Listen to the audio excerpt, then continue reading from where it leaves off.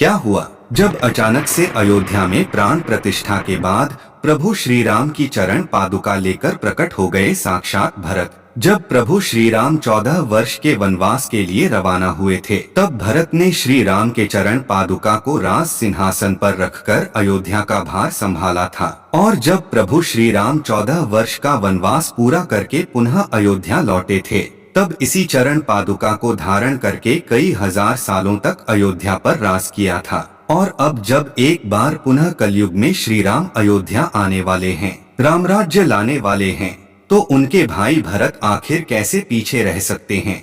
आखिर अयोध्या में कैसे प्रकट हुई दिव्य चरण पादुका? सच्चाई जानकर आपके भी होश उड़ जाएंगे। वीडियो में आगे बढ़ने से पहले अगर आप भी एक सच्चे सनातनी राम भक्त हैं, तो वीडियो को लाइक करें और कमेंट बॉक्स में जय श्री राम जरूर लिखें।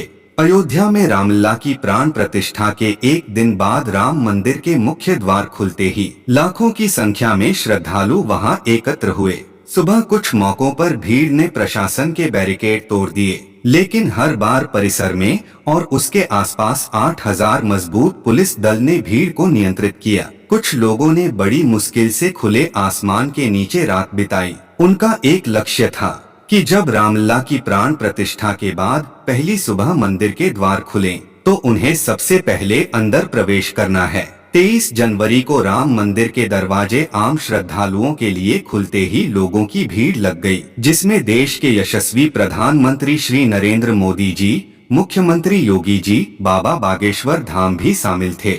लोगों की इस भीड़ में एक शख्स ऐसा भी था जिसने अपने सर पर दिव्य चरण पादुकाएं उठा रखी थी। वह भीड़ में निरंतर मंदिर के अंदर जाने का प्रयास कर रहा था। कई लोगों ने उसे देखा, तब उसका कहना था कि वह दिव्य चरण पादुकाएं प्रभु श्री राम को भेंट करने आया है, क्योंकि यह उनकी ही चरण पादुकाएं हैं। सुरेश नाम के एक भक्त का कहना था कि वह शख्स जिसने चरण पादुका अपने सर पर उठाई हुई थी, वह हमारे साथ कई घंटे तक दर्शन के लिए इंतजार में खड़े रहे। उस दिन तकरीबन 5 लाख श्रद्धालु अयोध्या राम मंदिर में दर्शन करने के लिए पहुंचे थे और तकरीबन 5-6 घंटे तक वह शख्स उस दिव्य चरण पादुकाओं को अपने सर पर धारण किए थे। उनका एक ही कहना था कि वे यह चरण पादुकाएं प्रभु श्री राम के लिए लाए हैं और उन्हें सौंपकर ही अपना कर्तव्य पूरा करेंगे। जब तकरीबन 5-6 घंटे इंतजार करने के बाद हमें रामलला के दर्शन का सौभाग्य प्राप्त हुआ, उस समय भी वह मेरे साथ मौजूद थे। उन्होंने वह चरण पादुकाएं प्रभु श्री राम के गर्भगृह के सामने रख दी। जब मैंने उनसे उनका नाम पूछा, तब उन्होंने कहा कि मैं यहाँ से 14 किलोमीटर दूर स्थित भरत कुंड से आया हूँ और अचानक कहीं गायब हो गए। ये चमत्कार अपनी आंखों के सामने देखकर सुरेश के भी होश उड़ गए थे। उन्होंने रामलीला के दर्शन किए और तुरंत ही भरत कुंड के लिए रवाना हुए, जो कि वहां से 14 किलोमीटर दूर स्थित था। आगे वीडियो में हम आपको बताएंगे वह दुर्लभ इंसान आखिर कौन थे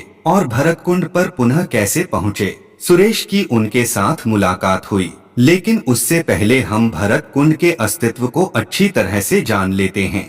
पवित्र नगरी अयोध्या में एक तरफ भव्य राम मंदिर बन रहा है, तो दूसरी तरफ प्रभु श्री राम के छोटे भाई भरत की तपोस्थली नंदीग्राम के भरत कुंड की भी चर्चा तेज है। त्रेता युग में भगवान राम का राज्याभिषेक हुआ था, तो इसी भरत कुंड से पवित्र तीर्थ का जल डाला गया था और इसी स्थान पर तप करते हुए भरत ने प्रभु श्री राम का इंतजार किया था। भरत ने 14 साल अपने भाई राम की प्रतीक्षा में दिन रात तपस्या की थी। माना जाता है भरत ने यह सोचकर कि जब उनके श्री राम वनवास में हैं और जमीन पर चलेंगे और वही सोएंगे, तो भरत कैसे अपने बड़े भाई के जैसा जीवन व्यतीत कर सकते हैं। ये सोचकर उन्होंने यहाँ एक गुफा बनाई थी, जो जमीन से लगभग 8-10 सीढ़ी नीचे है। यहीं उन्होंने 14 साल तपस्या की थी। जब 14 वर्ष के वनवास के लिए राजपाट छोड़कर राजा राम चले, तो भरत उनको मनाने लगे और बोले, भैया आप हमें और अयोध्या वासियों को अकेले छोड़कर मत जाओ। लेकिन मर्यादा पुरुषोत्तम श्री राम अपने पिता के वचन से बंधे हुए थे,